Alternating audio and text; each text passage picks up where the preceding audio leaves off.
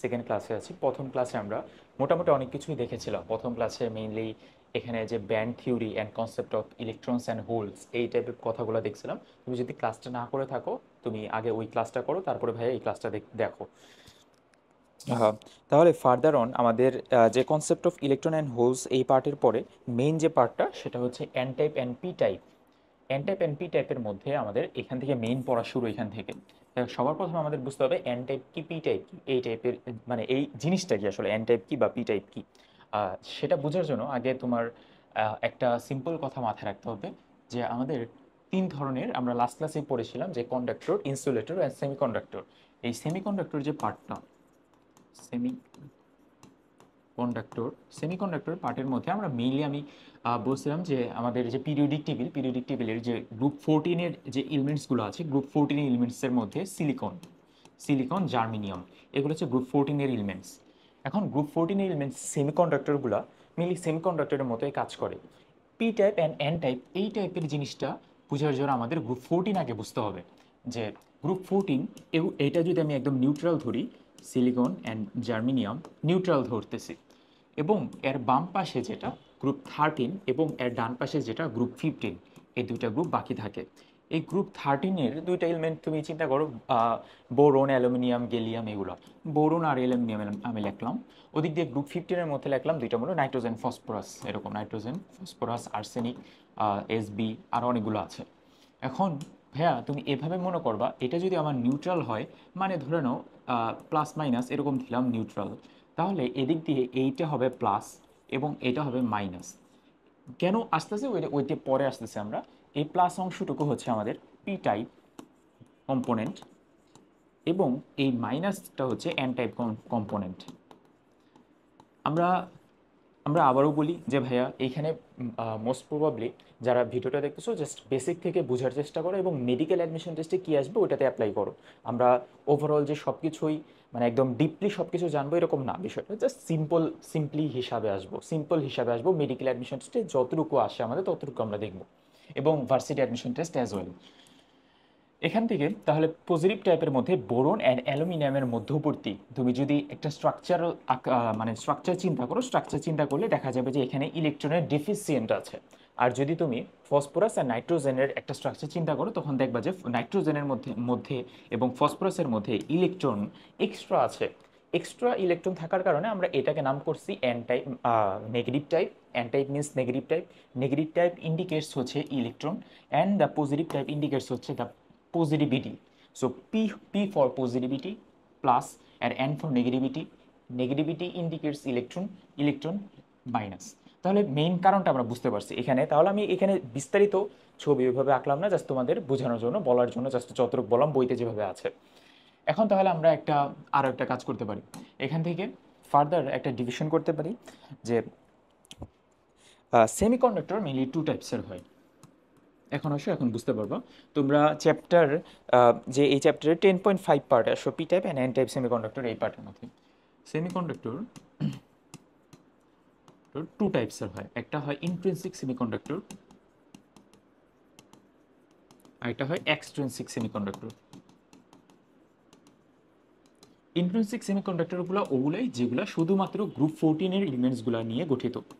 Group 14-এর এলিমেন্টসের যেগুলো আছে, যেমন সিলিকন, শুধু সিলিকন নিয়ে আমি যদি একটা কিছু বানাই, ওটা হবে intrinsic semiconductor. And extrinsic semiconductor হবে গ্রুপ 14-এর এলিমেন্টস এগুলা সাথে আইদার আমি পি টাইপ কম্পোনেন্ট অ্যাড করব, আমি এন টাইপ কম্পোনেন্ট অ্যাড করব। এই পি টাইপ গ্রুপ 14-এর এলিমেন্টসের সাথে পি টাইপ কম্পোনেন্ট যদি অ্যাড করি, তাহলে টোটালটাই হয়ে যায় পি টাইপ এক্সট্রিনসিক সেমিকন্ডাক্টর। আর যদি এন টাইপ কম্পোনেন্ট আমি ইউজ করি গ্রুপ 14-এর এলিমেন্টসের সাথে, তাহলে টোটালটাই হয়ে যায় extrinsic semiconductor, extrinsic N type semiconductor. এতটুকু আশা করে ক্লিয়ার। এই যে এইগুলো যে মিক্স করতেছি আমি P type and N type, এগুলো হচ্ছে এই গ্রুপ 14 যে এলিমেন্ট, এটা হচ্ছে আমাদের মেইন জিনিস। গ্রুপ 14 এলিমেন্টসগুলো হচ্ছে মেইন। এই মেইন জিনিসের সাথে আমি একটা আলতু ফালতু জিনিস অ্যাড করতেছি। আলতু ফালতু জিনিসটা হচ্ছে ভেজাল বা কন্টামিনেটেড অংশ, যেটা বলে ডোপেন্ট। ডোপেন্ট যেটা মেইনলি ভেজাল বাংলাতে। এই ভেজাল অংশ আমরা অ্যাড করতেছি এই কারণেই যে এখানে কিছু পজিটিভিটি এবং কিছু নেগেটিভিটি ক্রিয়েট করার জন্য, যে কনসেপ্ট দিয়ে আমরা পরবর্তীতে ডায়োডে চলে যাব। তাহলে চলো সরাসরি বইতে যাই। বইয়ের মধ্যে আমরা লাস্ট ক্লাসে এগুলো দেখছিলাম, এই ফ্রি ইলেকট্রন অ্যান্ড হোলের কাহিনীটা। পি টাইপ সেমিকন্ডাক্টরের মধ্যে, পি টাইপ সেমিকন্ডাক্টর মানে পজিটিভ সেমিকন্ডাক্টর, এখানে যখন আমরা একটা স্ট্রাকচার চিন্তা করবো, সাপোজ গ্রুপ 13-এর এলিমেন্টসগুলো, তোমার কোশ্চেন আসবে পরীক্ষা এইভাবে যে group which one is not the example of P type semiconductor or which one is not the example of N type semiconductor. So for that reason তোমাকে আগে টোটাল যে গ্রুপ 13-এর এলিমেন্টসগুলো আছে ওগুলো একটু মনে রাখতে হবে, বোরন, অ্যালুমিনিয়াম এগুলো। আর এন টাইপ সেমিকন্ডাক্টর যেগুলো, ওইটার মধ্যে মেনলি মোস্ট প্রমিনেন্ট হচ্ছে আর্সেনিক, এই যে যেটা এক্সাম্পল দেওয়া, নাইট্রোজেন, ফসফরাস, এই তিনটা ভাই আপাতত মনে রাখো। আর ওদিক দিয়ে মনে রাখো যে বোরন, অ্যালুমিনিয়াম, তারপর গেলিয়াম আছে, জিএ, গেলিয়াম। সো এটা দুইটা মনে রাখলে তোমার জন্য ভালো হবে। তাহলে এন টাইপ সেমিকন্ডাক্টরের মধ্যে ফ্রি ইলেকট্রন থাকে, ফর দ্যাট রিজন এটা N type. And P type সেমিকন্ডাক্টরের মধ্যে থাকে হচ্ছে হোল, আর hole indicates the positivity. Okay, তারপরে দিকে ভাইয়া সামনে আরও একটু ডিপলি আসি।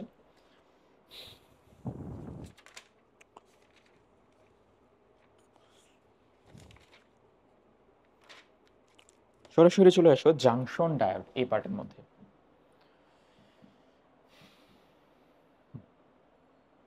এই পার্টের মধ্যে জাংশন ডায়োড এবং জাংশন ডায়োড সম্পর্কিত যত কথাবার্তা আছে আমরা এখানে সলভ করার বা এবং দেখার চেষ্টা করব। Junction diode construction and working principal একদম সিম্পল, কোনো ভেজাল নেই এখানে ওয়ার্কিং প্রিন্সিপালের মধ্যে। তুমি যদি তুমি যদি একটা পি টাইপ কম্পোনেন্ট এবং একটা এন টাইপ কম্পোনেন্ট অ্যাড করো, তাহলে দুইটা জিনিস একসাথে মিশে যেটাই হচ্ছে diode. Diode means two types, দুইটা জিনিস একসাথে মিল করা। সো ডায়োড জিনিস হচ্ছে একটা পি টাইপ কম্পোনেন্ট এবং এন টাইপ কম্পোনেন্ট আমি একসাথে অ্যাড করতেছি, এটাই হচ্ছে ডায়োড।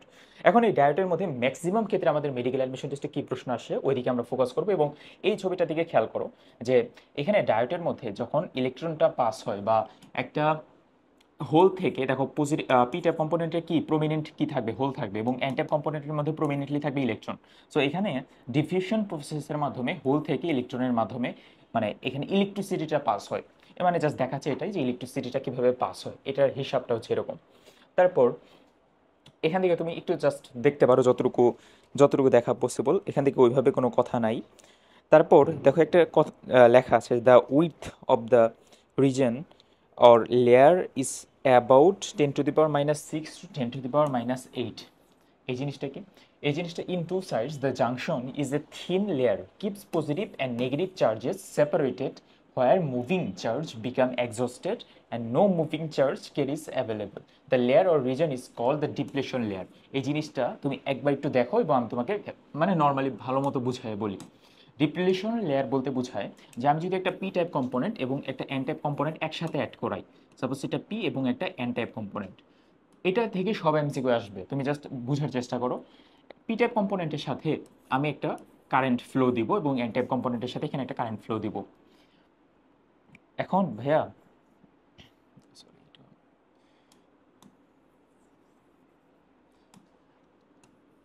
পি টাইপ কম্পোনেন্টের সাথে যখন কারেন্ট ফ্লো দিবা তখন এটা হচ্ছে পজিটিভ, এটা হচ্ছে নেগেটিভ। পজিটিভের সাথে যদি তুমি পজিটিভ একটা কারেন্ট ব্যাটারির পজিটিভ এন্ডটা লাগাও এবং নেগেটিভের সাথে যদি ব্যাটারির নেগেটিভ এন্ডটা লাগাও, তাহলে কি হবে? তখন তোমার এই পজিটিভ থেকে পজিটিভের এখানে মানে বিকর্ষণ করবে, একদম দুইটাকে একদম ছাড়াই যাবে। আমরা জানি কি পজিটিভ পজিটিভ পরস্পরকে ডিস্ট্রাক্ট করে এবং পজিটিভ এবং নেগেটিভ পরস্পরকে অ্যাট্রাক্ট করে। সো ফর দ্যাট রিজন এটা পজিটিভ এর সাথে পজিটিভ পরস্পর বিকর্ষণ বা দুই দিকে সরে যাবে এবং নেগেটিভ নেগেটিভ পরস্পর দুই দিকে দুইটা সরে যাবে। এখন ডিপ্লেশন লেয়ার জিনিসটা কি? ডিপ্লেশন লেয়ার হচ্ছে বি টাইপ অ্যান্ড এন টাইপের মাঝখানে মাঝখানে একটা লেয়ার থাকে, যে লেয়ারটাকে বলা হয় নর্মালি ডিপ্লেশন লেয়ার। ডিপ্লেশন লেয়ারে mainly 10 to the power -6 to 10 to the power -8 পর্যন্ত রেঞ্জে থাকে। এখন এই লেয়ারের কাহিনীটা কি, মানে ভাইয়া এই লেয়ারের হিসাবটা কি, যে হিসাব অনুযায়ী আমাদের কোশ্চেনটা আসবে। হিসাবটা হচ্ছে এটাই যে বায়াসের হিসাব। এখানে দুই ধরনের বায়াস আছে, বায়াসিং সিস্টেম আছে। আচ্ছা, তার আগে আমরা আরেকটা জিনিস পড়ি যে a small amount of convenient impurity in control way in the pure semiconductor is called doping বা dopant, যেটা বলো ডোপিং। এতটুকু একটু মাথায় রাখবো। এবং due to the doping the conduction behavior of a semiconductor increases. This is because that the semiconductor crystal number of electron or holes increases enormously. এতটুকু মাথায় রাখবো। ওয়ার্কিং প্রিন্সিপালের মধ্যে মেইনলি আমরা চলে যাবো হচ্ছে জাংশন ডায়োডের বায়াসিং এর মধ্যে। বায়াসিং এর মধ্যে characteristics of forward bias and reverse bias, mainly দুই ধরনের বায়াস পাওয়া যায়, একটা হচ্ছে ফরওয়ার্ড বায়াস এবং আরেকটা হচ্ছে রিভার্স বায়াস। ক্যারেক্টারিস্টিক্সগুলো আমরা দেখবো একটু পরে দেখবো, আগে আমরা চলো আগের ছবিতে চলে যাই। তাহলে আমরা মেইনলি এখান থেকে মেইন পড়ার জিনিসটা কি, মেইন পড়ার জিনিসটা হচ্ছে বায়াসিং।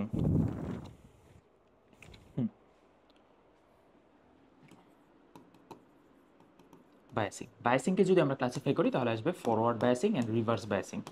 এখন ফরওয়ার্ড অ্যান্ড রিভার্স বায়াসিং এর মধ্যবর্তী আমাদের মূল মেকানিজমটাকে আবার ওই একই ছবি আঁকি, দেখো একটা পি টাইপ কম্পোনেন্ট এবং একটা N type component. P type কম্পোনেন্টের সাথে যদি আমি পজিটিভ এন্ডটা লাগাই ব্যাটারির, এবং এন টাইপ কম্পোনেন্টের সাথে যদি আমি ব্যাটারির নেগেটিভ এন্ডটা লাগাই, তাহলে কি হবে, এটা পরস্পর বিকর্ষণ করবে এখানে, এটাও নেগেটিভের সাথে নেগেটিভ পরস্পর ডিস্ট্রাক্ট হয়ে দূরে চলে যাবে, বিকর্ষণ করবে। এই যে এই ঘটনাটাই হচ্ছে ফরওয়ার্ড বায়াসিং। এই ফরওয়ার্ড বায়াসিং এর মাধ্যমে সাপোজ দুইটা জিনিস পরস্পর একদম টানতেছে, মানে এদিক দিয়ে ঠেলতেছে, তাই না, এদিক দিয়ে ঠেলতেছে, যার কারণে তোমার ভাইয়া এখানে মাঝখানে যে ডিপ্রেশন লেয়ারটা থাকবে, ডিপ্রেশন লেয়ারটা কি হবে, এদিক দিয়েও আমি টান দিতেছি, এদিক দিয়েও টান দিতেছি, দুই দিক দিয়ে চাপ দিতেছি, আলটিমেটলি ডিপ্রেশন লেয়ারটা কমতে থাকবে, shrinking of the depression layer in the forward bias. এতটুকু আগে মাথায় রাখতে হবে। সেকেন্ড কথা, রিভার্স বায়াসে তাহলে কি হয়, তুমি যেটা ভাবতেছো ওইটাই, যে রিভার্স বায়াসে এই জাস্ট আমি ব্যাটারিটা উল্টাই দিব তাহলেই হয়ে যাবে রিভার্স বায়াস। তাহলে সিম্পলি তুমি যদি আবার সেম ব্যাটারিটা সেম মেকানিজমটাই আঁকো, একটা পি টাইপ কম্পোনেন্ট আর একটা এন টাইপ কম্পোনেন্ট, এখানে পজিটিভের সাথে তুমি দিবা নেগেটিভ, নেগেটিভের সাথে দিবা তুমি positive. So for that reason এইখানে পজিটিভ প্রান্ত এবং নেগেটিভ প্রান্ত, পজিটিভের এন্ড এবং নেগেটিভ এন্ড দুইটা পরস্পরকে অ্যাট্রাক্ট করে এদিকে সামনের দিকে আনবে, এই নেগেটিভ এন্ড আর পজিটিভ এন্ড দুইটা অ্যাট্রাক্ট করে সামনের দিকে আনবে। আলটিমেটলি কি হবে, আলটিমেটলি আমার দুটো সরে যাবে, দুটো যদি সরে যায় মাঝখানের যে লেয়ারটা, মাঝখানের এই লেয়ারটা ডিপ্লেশন লেয়ারটা আস্তে আস্তে বাড়বে। আলটিমেটলি আমরা দুইটা কথায় আসতে পারি, রিভার্স বায়াসের ক্ষেত্রে ডিপ্লেশন লেয়ার বাড়ে এবং ফরওয়ার্ড বায়াসের ক্ষেত্রে ডিপ্লেশন লেয়ার কমে। এই দুইটা কথা যদি মাথায় রাখে তাহলে আমরা ক্যারেক্টারিস্টিক্সগুলো আরও ভালো মতো বুঝতে পারবো এবং ভালো মতো মাথায় রাখতে পারবো।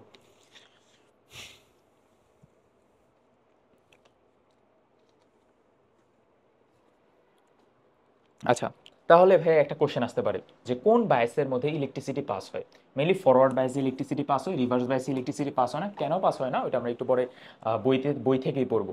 ভাইয়া যতটুকু পড়াচ্ছি অতটুকুই more than enough medical admission টেস্টের জন্য, তোমরা বিস্তারিত আমাদের এখানে কোনো কথা নেই। আচ্ছা, এখানে চলো ওয়ার্কিং প্রিন্সিপালের মধ্যে মেন কিছু সরাসরি চলে আসবে ক্যারেক্টারিস্টিক্সের মধ্যে। এখানে এই পার্টে ক্যারেক্টারিস্টিক্স অফ ফরওয়ার্ড বায়াসিং, প্রথম লাইনটা যে inside the junction diode flow of the current is produced by the both majority carriers. এটাও একটা এমসিকিউ, যে ফরওয়ার্ড বায়াসের মধ্যে কারেন্ট ফ্লো কে করবে, majority, both majority carriers, but in the external circuit flow the current is produced by the electrons only. এই লাইনটা খুবই important, তুমি একটু ভালো মতো মাথায় রাখতে হবে যে যদি আমি বাইরে থেকে কোনো এক্সটার্নাল কারেন্ট দেই, কারেন্ট ফ্লো যদি করি তাহলে ইলেকট্রনটাই তার ইলেকট্রিসিটিটাই পাস করবে।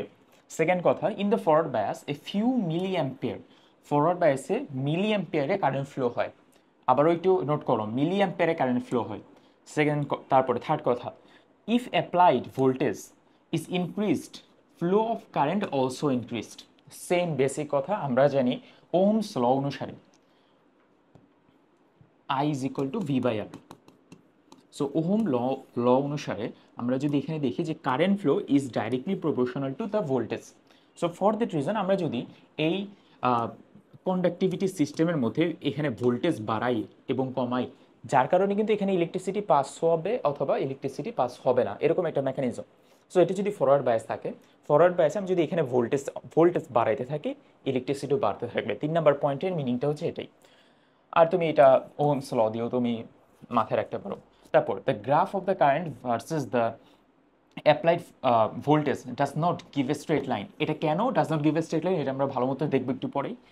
তারপরে উইথ অফ দ্য ডিপ্লেশন, এই লাইনটা সব থেকে বেশি ইম্পর্টেন্ট, লাস্ট লাইনটা, with of the depletion reason of the diode progressively decreases with the forward biasing. Progressively decreases with the forward biasing. কেন, আমি যত ভোল্টেজ বাড়াবো তত পি অ্যান্ড এন কাছাকাছি আসবে, তত তোমার ডিপ্লেশন লেয়ারটা ছোট হতে থাকবে। সেম অ্যাজ ওয়েল এস এই যে 4টা পয়েন্ট, এই 4টা পয়েন্টের মাধ্যমে আমরা দেখো রিভার্স বায়াসের মাধ্যমে আসে। এখন এটা একটা রিভার্স বায়াসের ছবি। রিভার্স বায়াসের ক্ষেত্রে আমি কি বলেছিলাম যে পজিটিভের সাথে তোমার নেগেটিভ প্রান্ত, পজিটিভের সাথে এটা রিভার্স বায়াস না, হ্যাঁ, পজিটিভের সাথে এখানে নেগেটিভ প্রান্তটা এবং নেগেটিভের সাথে positive প্রান্তটা।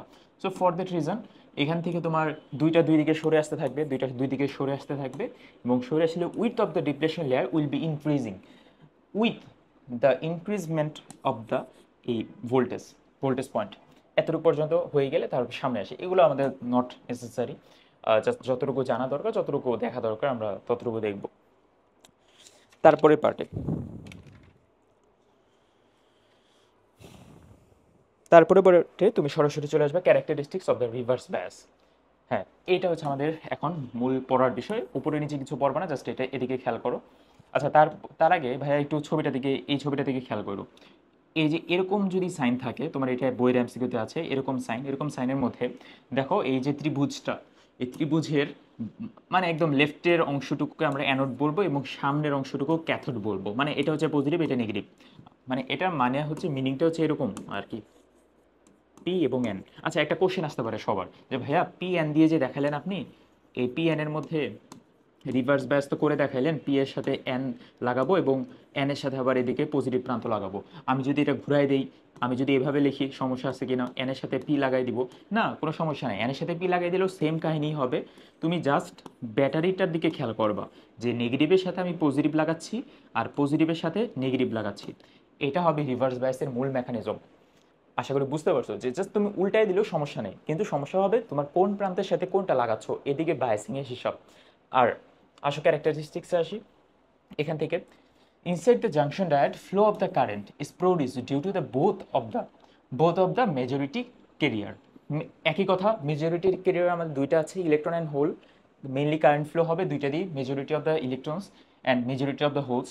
But the external circuit flow current is produced only due to the electron. এখানেও সেম কথা, কারণ ইলেকট্রন ছাড়া তো আমাদের এক্সটার্নাল সার্কিটের মেইন মেকানিজমই তো ইলেকট্রন দিয়ে আমাদের কারেন্ট যাবে। তারপর the second point is in the reverse bias generally flow of the current is order to micro ampere. ওইখানে ছিল মিলি অ্যাম্পিয়ারে, এখানে মাইক্রো অ্যাম্পিয়ারে। মিলি অ্যাম্পিয়ারে কারেন্ট যাওয়া এক কথা, মাইক্রো অ্যাম্পিয়ারে কারেন্ট যাওয়া আরেক কথা। তারপরে মাইক্রো অ্যাম্পিয়ারে কারেন্ট যাওয়া আরেক কথা বলতে কি বোঝায়? মানে কম কারেন্ট যাচ্ছে, অনেক কম কারেন্ট যাচ্ছে, কই মিলি কই মাইক্রো, অনেক কম কারেন্ট যাচ্ছে, তাই। তারপর থার্ড নাম্বার পয়েন্ট দেখো, no substantial change in the flow of the current occurs up to a fixed amount of applied voltage বা অ্যাপ্লাইড পটেনশিয়াল ডিফারেন্স। এই কথাটার মিনিং আছে, একটা বড় মিনিং আছে, যেটা আমরা একটু পরে দেখব বই থেকেই। আবারও বলি যে নর্মালি কোনো চেঞ্জ হবে না কারেন্ট ফ্লোর। আমি যত মানে একটা সার্টেন পয়েন্ট পর্যন্ত ভোল্টেজ বাড়াতে থাকলে, আমরা ফরওয়ার্ড বাইসে কি দেখছি, যতটুকু ওই যে V is I is equal to V by R, যতটুকু ভোল্টেজ বাড়াচ্ছি বা পটেনশিয়াল ডিফারেন্স যতটুকু করতেছি তত কারেন্ট বাড়তেছে। বাট এই ক্ষেত্রে যত আমি ভোল্টেজ বাড়াচ্ছি তত কারেন্ট কিন্তু ফ্লো হচ্ছে না একটা সার্টেন টাইম পর্যন্ত, একটা সার্টেন টাইম পর্যন্ত। এই কথাটা একটু খেয়াল করো, আমরা একটু পরে আবার দেখবো এই কথাটা। তারপরে with of the depletion layer progressively increases with the increase of the reverse bias. এই কথাটা একই কথা, আমি এই কথাটা আবারও বলি যে ফরওয়ার্ড বায়াসের ক্ষেত্রে তোমার ডিপ্লেশন লেয়ার কমবে এবং রিভার্স বায়াসের ক্ষেত্রে ডিপ্লেশন লেয়ার বাড়বে, সে সিম্পল কথা। তারপর তাহলে এই সবগুলো কথা হয়ে গেলে তুমি ভাই একটু সামনের দিকে আসো এবং বইয়ের আরও দুইটা পেজ সামনে আসো।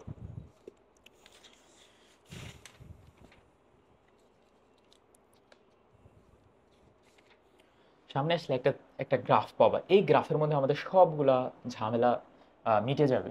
সবগুলো ঝামেলা মিটে যাবে এভাবে যে গ্রাফের আমরা চিন্তা করি যে এতটুক নাই। সাপোজ তুমি চিন্তা করো যে গ্রাফের এই অংশটুকু আমি কেটে দিছি, গ্রাফ শুরু হয়েছে এখান থেকে, এই অংশটুকু শুরু হয়েছে এবং এটা একটা ফরওয়ার্ড বায়াসের graph, voltage versus the current graph. এই গ্রাফের মধ্যে তুমি একটা জিনিস ভাই খেয়াল করবা যে এই জিরো ভোল্টেজ পয়েন্টে আমার কোনো ধরনের কারেন্ট নাই। এটা খুব ইম্পর্টেন্ট গ্রাফটা জানা। মেডিকেল অ্যাডমিশন টেস্টে হয়তো বা গ্রাফ আসবে না, কিন্তু আমি যে কয়েকটা এমসিকিউ বলবো একটু পরে, এই গ্রাফটা না বুঝলে ওই এমসিকিউগুলো তুমি বুঝবা না। আসো, এই গ্রাফের এই পয়েন্টে দেখো কোনো ধরনের কারেন্ট ফ্লো হচ্ছে না। যখনই আমি 0.4 দিলাম তখনই কারেন্ট ফ্লো আস্তে আস্তে এক্সপোনেনশিয়ালি সামনের দিকে আসতেছে। সো ফর দ্যাট রিজন আমরা এটা বলতে পারি, এই ক্ষেত্রে এই পজিশন থেকে আমরা বলতে পারি I is equal to V by R, বা এরকম একটা ফরম্যাট তৈরি হয়েছে যে by the increment of the voltage, আমি যদি ভোল্টেজ বাড়াই তাহলে কারেন্ট এখানে বাড়বে এই পজিশন থেকে। কেন ভাইয়া তাহলে এতটুকু পর্যন্ত কেন হইল না? কেন হলো না এটা নর্মালি যদি তুমি চিন্তা করো যে সাপোজ একটা গাড়ি স্টার্ট দেওয়ার জন্য প্রথমে একটু ইঞ্জিন নাড়াচাড়া করাইতে হয়, এরকম তুমি সিম্পল চিন্তা করো যে একটা একটা কিছু করার জন্য সাপোজ তুমি ঘুম থেকে উঠছো সকালবেলা, ঘুম থেকে উঠে কি তুমি পড়তে বসতে পারবা? এরকম হবে কোনো দিন? ঘুম থেকে উঠে পড়তে বসতে পারবা না।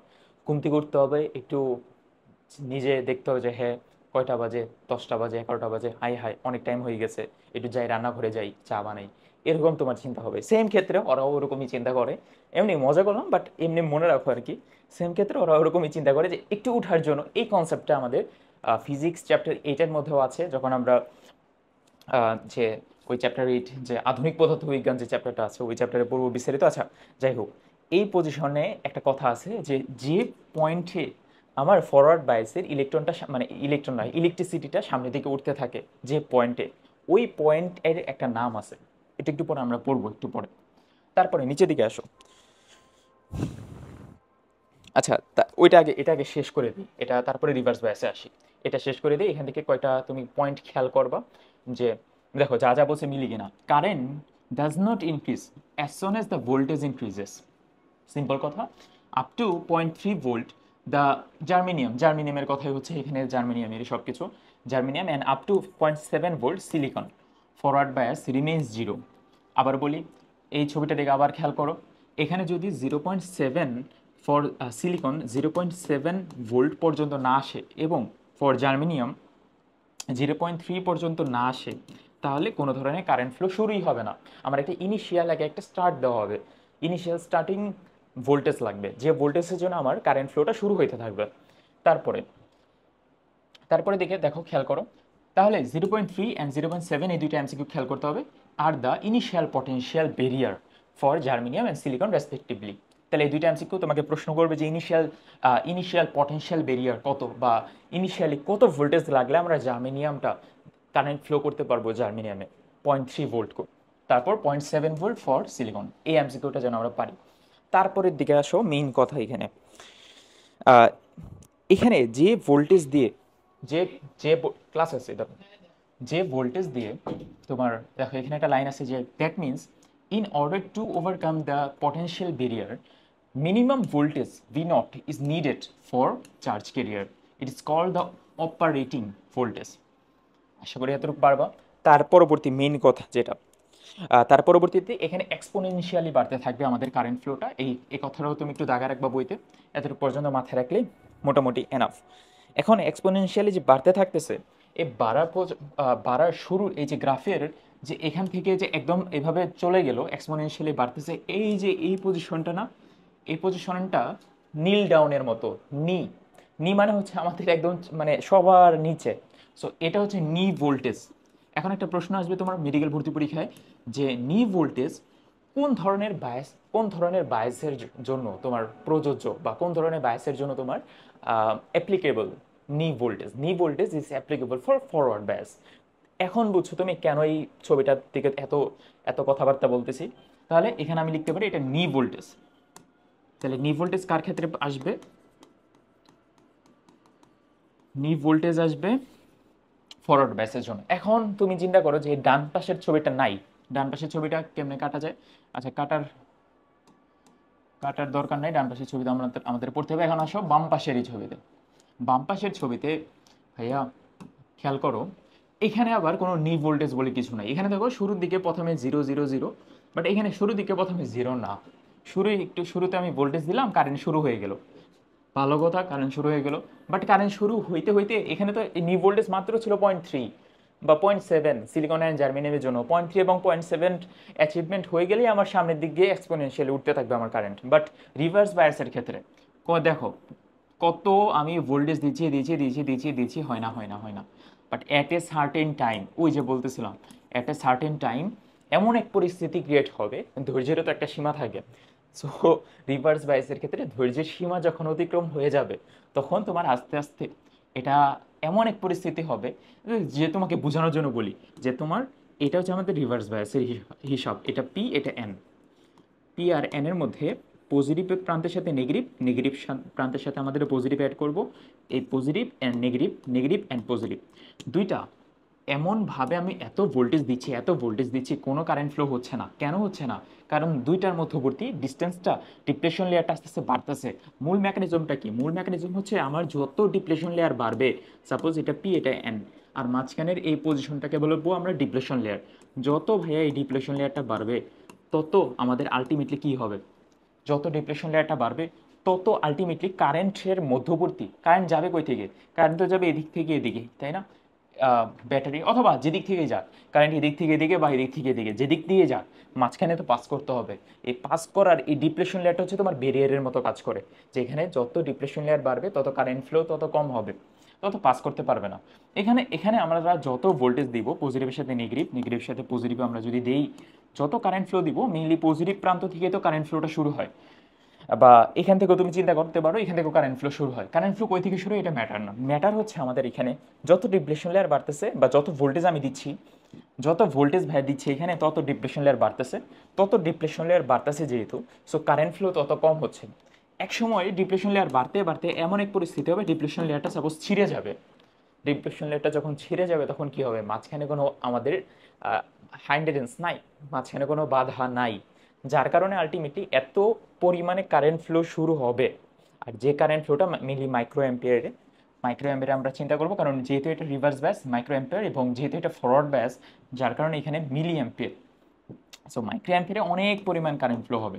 তাহলে এখানে এমসিকিউগুলো কি? আসো তাহলে এমসিকিউগুলোতে ফোকাস করি। এমসিকিউগুলোতে মেনলি মেনলি এখানে দুই তিনটা কথা আছে, যে এখানে লিকেজ একটা লিকেজ ওয়ার্ডটা আছে, লিকেজ ভোল্টেজ। এই যে লিকেজ ভোল্টেজ বা লিকেজ কারেন্টের জিনিসটা কি?